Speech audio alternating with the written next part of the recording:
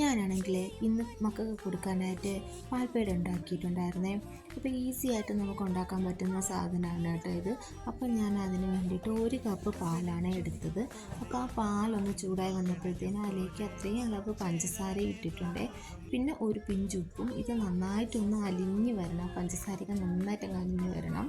അപ്പോഴത്തേനാണ് അതിലേക്ക് ഇതിൻ്റെ മെയിൻ സാധനം പാൽപ്പൊടി ഇട്ട് കൊടുക്കണം. പാൽപ്പൊടി ഒന്ന് ഫ്ലെയിം കുറച്ച് വെച്ചിട്ട് നമ്മൾ നന്നായിട്ട് ഇളക്കി കുറുകി വരും. അത് കുറുകി ആ ഒരു പരുവത്തിലെത്തുമ്പോഴത്തേനുമാണ് ഇതിൽ കുറച്ച് നെയ്യും കൂടെ ചേർത്ത് കൊടുക്കണം. നെയ്യാണ് ഇതിൻ്റെ ടേസ്റ്റ്. പിള്ളേർക്ക് കൊടുക്കുന്നതുകൊണ്ട് നമുക്ക് നെയ്യൊക്കെ ഇത്തിരി തോനെ ചേർത്താലും കുഴപ്പമൊന്നുമില്ല. ഇത് രണ്ടും കൂടെ നന്നായിട്ട് ഇളക്കി ആ പാത്രത്തിൽ നിന്നൊക്കെ ഇങ്ങനെ വിട്ട് വരുന്ന ഒരു പരുവം വരെ നമ്മൾ തീ കുറച്ചിട്ട് ഇളക്കണം. ഇളക്കി ആ ഒരു പരുവത്തിലായി വരുമ്പോഴത്തേനും നമുക്കത് വേറൊരു പാത്രത്തിലോട്ട് മാറ്റിയെടുത്തിട്ട് പിന്നെ ഒരു എന്താ പറയുക, നമുക്ക് നട്ട്സൊക്കെ ഉണങ്ങി ചേർത്ത് കൊടുക്കാം കേട്ടോ. ഞാൻ ഇച്ചിരി അണ്ടിപ്പരിപ്പ് മാത്രമേ ചേർത്തിട്ടുള്ളൂ. പിന്നെ ഇത്തിരി നെയ്യും ചേർത്തു.